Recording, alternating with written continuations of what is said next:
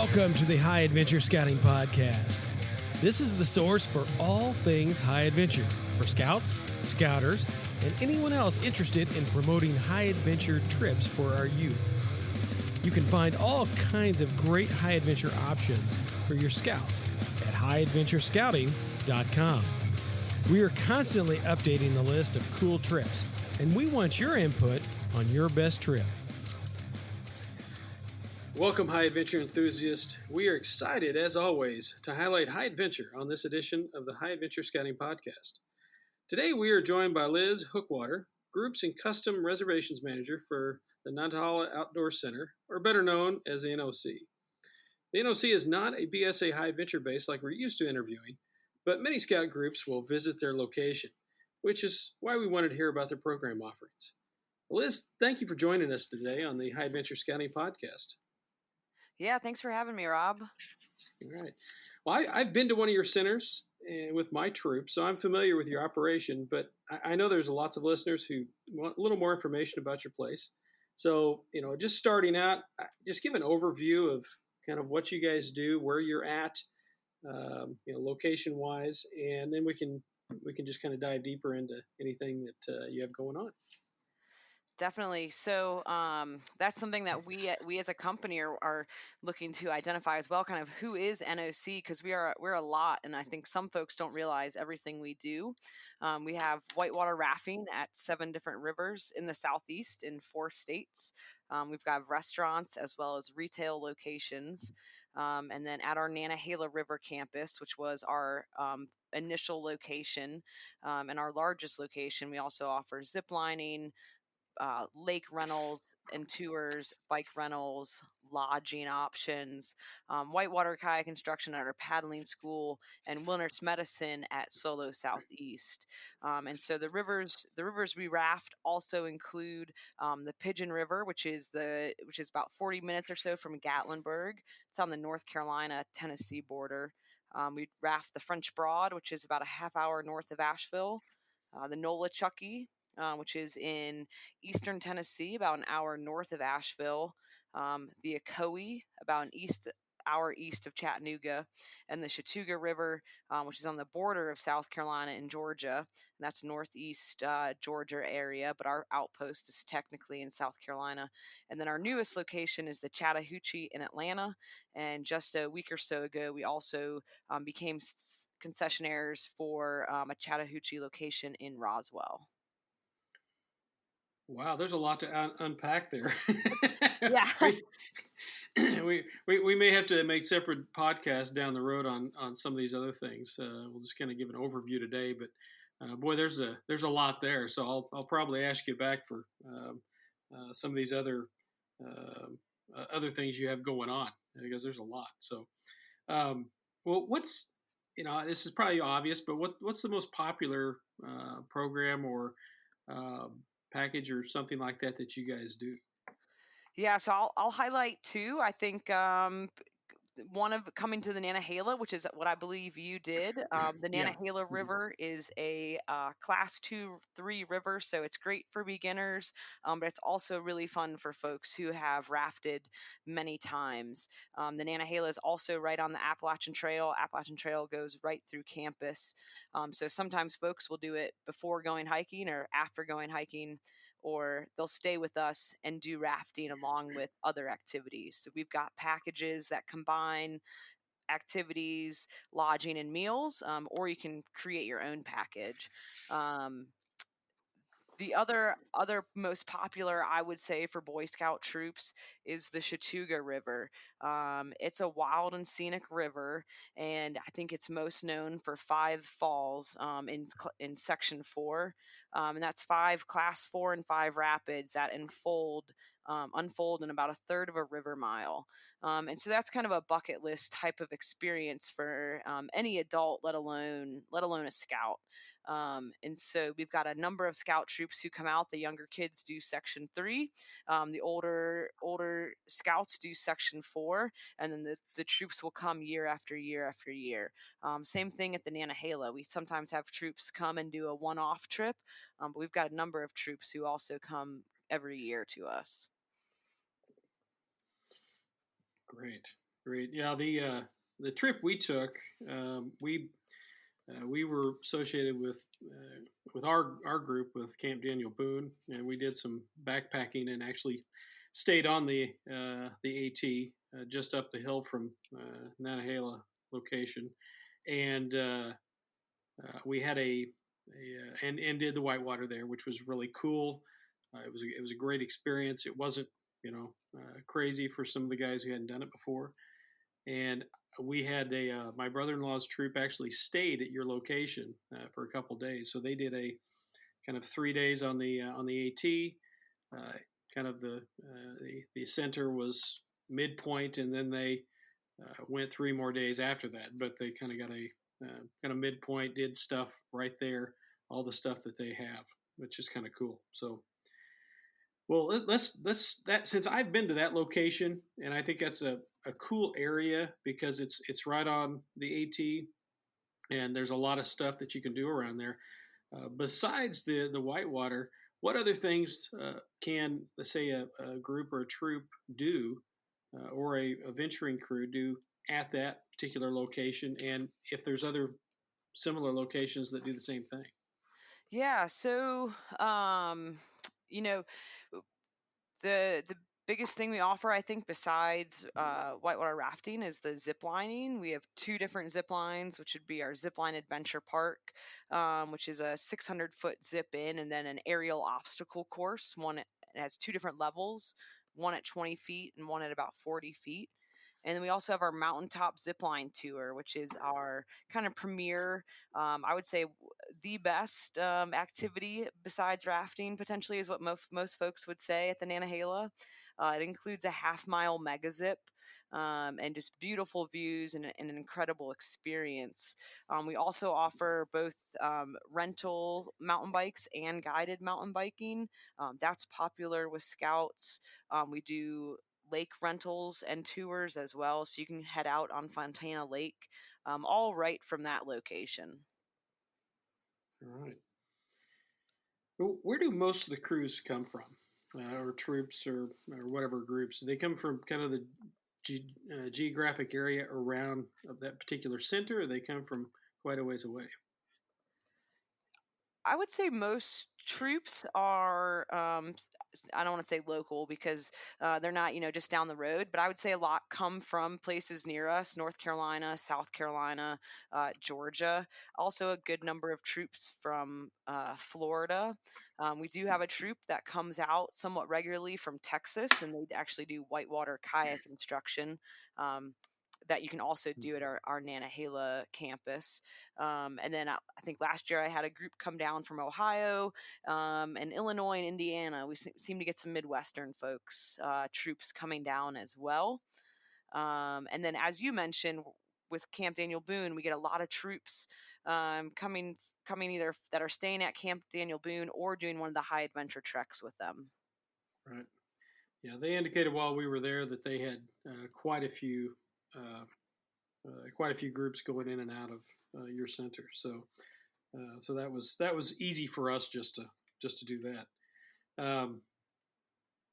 Now, is it difficult during the summer to like for a group to get a spot? There's something that they need to plan several months in advance, or what's your thought on that? It really depends on what the troop is interested in. Troops that are interested in staying with us on campus definitely want to book in advance, because we do, while we do have lodging, it can be limited. We've got both bunk houses as well as platform tents, so those can fill up. So we'll have some troops book, as early as the fall before their summer trip the next year. But usually it's a couple months out, kind of a minimum a month. It does, of course, take some time to plan the trip within the troop. But generally, for most rivers, a couple months out is good. The Chattooga is popular and does have a limited capacity, so always recommend planning for that one in advance. We all know the major high adventure bases around the country, and they offer some awesome programs. Have you been searching for a cool alternative from your typical high adventure trip? As a scout leader, I want to give our scouts some great alternatives. you need to check out highadventurescouting.com. You'll find information on over 30 different council high adventure bases in 24 states. Maybe you're looking for a do-it-yourself option and need some ideas. Maybe you've taken a great trip and you want to share your good fortune with your fellow scouts and scouters. Just send us the details and we'll publish your trip. Whatever your interest, highadventurescouting.com is the one-stop shop for all things high adventure. That's highadventurescouting.com. Right. Now, you mentioned the platform tents. I know about the bunkhouses. I've actually seen them. They're pretty nice. And the platform tents, is that something you provide also, and that's just part of the rental, or is that something they would bring with them? So the platform tents is something that we rent, and so it's just like Boy Scout platform tents. Basically, it's the wooden deck with the canvas covering.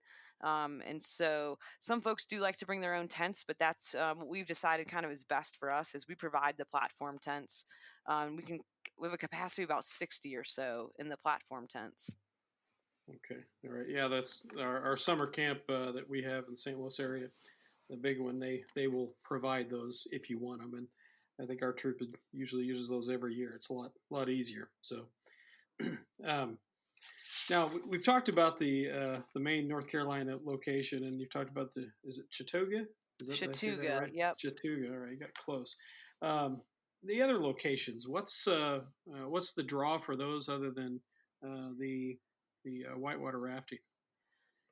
Yeah, so I think in terms of the draw, there's definitely each river is unique, and it can depend on maybe where a troop is coming from or where a troop is going. It can also depend on the ages. So, for example, the Pigeon River has a minimum of age of 8, and it's near Gatlinburg and the Smoky Mountain National Park. So, for troops heading over that way, or maybe they're coming to and from Camp Daniel Boone and headed by it, that's a great option. And so sometimes it's the age, and sometimes it's the what the group is looking for. Troops looking for a little more adventure. The Nolichucky and the Ocoee are going to be more advanced. They have a minimum age of 12, and the Ocoee full day has a minimum age of 13, which includes the Olympic section on the upper Ocoee River. And so sometimes it's what the troop wants to do. Yeah, I think I had a scout troop come last year and kind of do a week of rivers, and so they went to 4 different rivers and kind of built up in difficulty as the week went on. Well, that sounds cool. Now, for a group that did that, did they arrange? If you remember, did they arrange their own lodging, or is that did they kind of stay at different places throughout the week? I believe they might have arranged a night or 2 of their own lodging, but they also, I think, spent a night or 2 with us at the Nantahala. It's a little bit of a drive from the Nantahala to each location, but they're definitely accessible. Yeah, there's a lot of roads in North Carolina, and we figured when we were down there a couple summers ago that just you look at an hour and a half, no matter where you're going. So Sounds about right. Just to get out to the main highway. So, but now I assume you've got some kind of group rate for bigger groups that scout groups and others can take advantage of. Yep. So all of our rivers have discounts for groups of 10 or more. Even if you're not a group of 10, we love to have you. And for the groups of 10 or more, we also have discounts if you do multiple rivers or multiple activities. And then at the Nantahala River Campus, I mentioned the Nantahala Group Packages. If you choose to combine the lodging, meals, and activities, those are all bundled together, and that's probably our best deal that we have. Okay. Yeah, bundled rates are always fun. I've done it both ways, and it's much easier bundling it all together. So, especially for parents paying the bill. So, Definitely. Well, we've just kind of run through things generally, and I think it kind of speaks for itself. Go out to the website; it pretty well explains a lot of this, and kind of talks about all these different opportunities.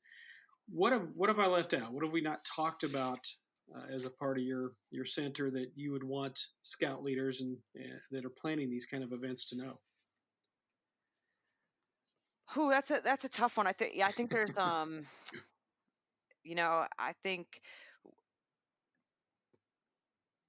I think NOC is, people know us for rafting, like I mentioned, but I also think it's so much more.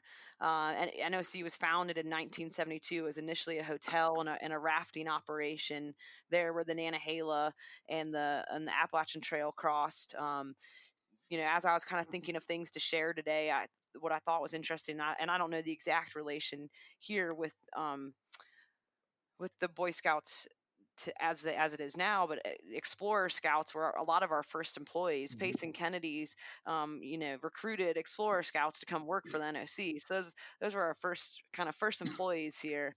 But I think it's what to share is kind of that NOC history that we've hosted the Freestyle World Kayak Championships. We've had 23 Olympians work and train at NOC, 2 gold medalists. And so I guess we're more than a rafting company, is kind of what I like to tell folks. Right. Yeah, the Explorer program has kind of shifted into more career-oriented with, police, fire, EMT, those kind of professions. And the venturing program, which is a co-ed program, I guess Boy Scouts is going towards a co-ed type format. But with venturing, you have girls and boys within kind of the same crew, and they're a little more adventure oriented a lot of times. They'll do they won't do the exact same things as a Boy Scout troop would, or I guess a Scout troop now.